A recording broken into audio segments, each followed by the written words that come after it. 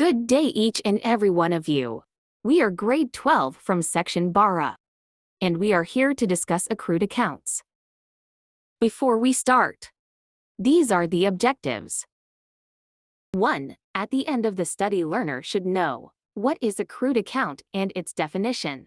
2. Identify the uses of two different types of accrued accounts. 3. For students be able to use accrued account in journalizing. What is accrued accounts? According to the Economic Times, accrued accounts are transactions that are recorded in the books of accounts, as they occur even if the payment for that particular product or service has not been received. This method is more appropriate for assessing the health of the organization in financial terms. Accrued accounts include, among many others, accounts payable, accounts receivable, accrued tax liabilities, and accrued interest earned or payable. According to Investopedia 2022, these are the other important details. Accrued or accruals are needed for any revenue earned or expense incurred for which cash has not yet been exchanged. We need to record accrued accounts because, by recording it, a company can calculate how much it owes in the short term as well as how much cash revenue it expects to receive. It also enables a company to record assets that have no monetary value, such as goodwill.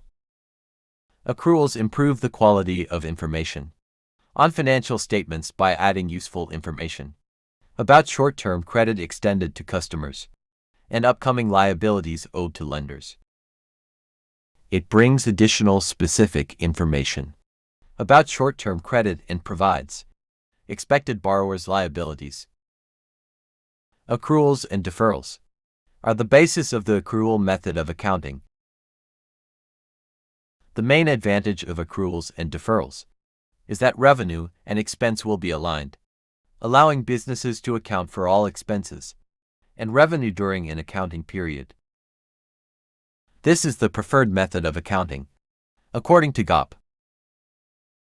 It clarifies the relationships between revenue and expenses, giving greater insight into profitability on the balance sheet. It also provides a more accurate picture of a company's assets and liabilities. Accruals are created by adjusting journal entries at the end of each accounting period. There are two types of accrued accounts: accrued income and accrued expense. Accrued income is referred to as the income that is earned but not yet received. In other words, it can be said that accrued income is any income that is earned but not obtained by the business. It forms the basis of accrual accounting. Under this system, revenue earned in an accounting period should be realized in the same accounting period and not when the revenue is actually received. Accrued income is usually listed in the current assets section of the balance sheet in an accrued receivables account.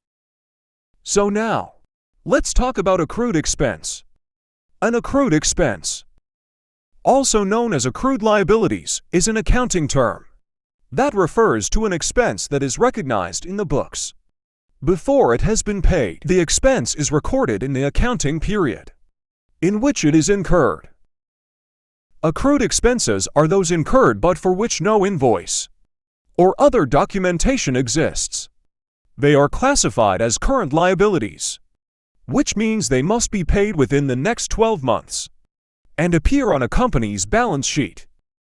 Some accrued expenses are secured, which means the party owed is entitled to be paid out of the company's assets if not otherwise paid.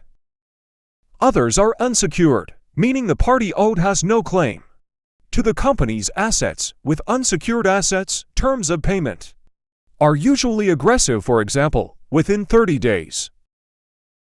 Now, let's remember this. An accrued expense is recognized on the books before it has been billed or paid.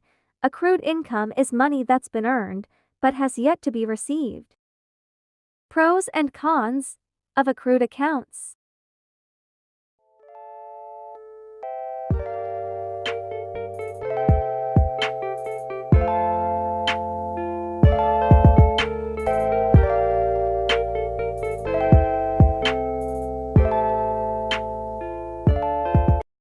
Let's use it in journalizing. Here's an example for accrued income.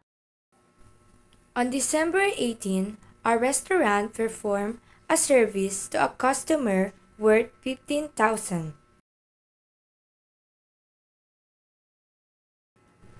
On the debit side, we use account receivable because we will receive the payment on account. And in credit side, we use service revenue because it is a service that we render to a customer. Here's an example for accrued expense. On 25th of November 2022, Kaya Pa Ba Inc. engaged in a contract for a spot on a mall for their clothing line. The rent is 18,000 per month. They have not received an invoice for rent since last month. On December 25, we use rent expense because it is our payment on agreed amount of rent. Second, we use rent payable because the payment is not yet collected by the owner.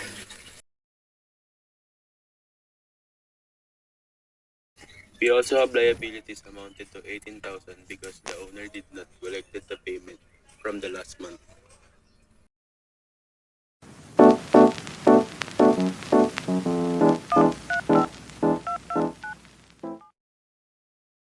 One, we talked about the accrued accounts about its info and types. 2, we addressed the benefits and drawbacks of accumulated accounts. 3, we also discussed on how we can use accrued accounts in journalizing. Thank you for listening. We're hoping that you understand and enjoy our lesson. We're ending this video with a quote of: Life is like accounting. Everything must be balanced.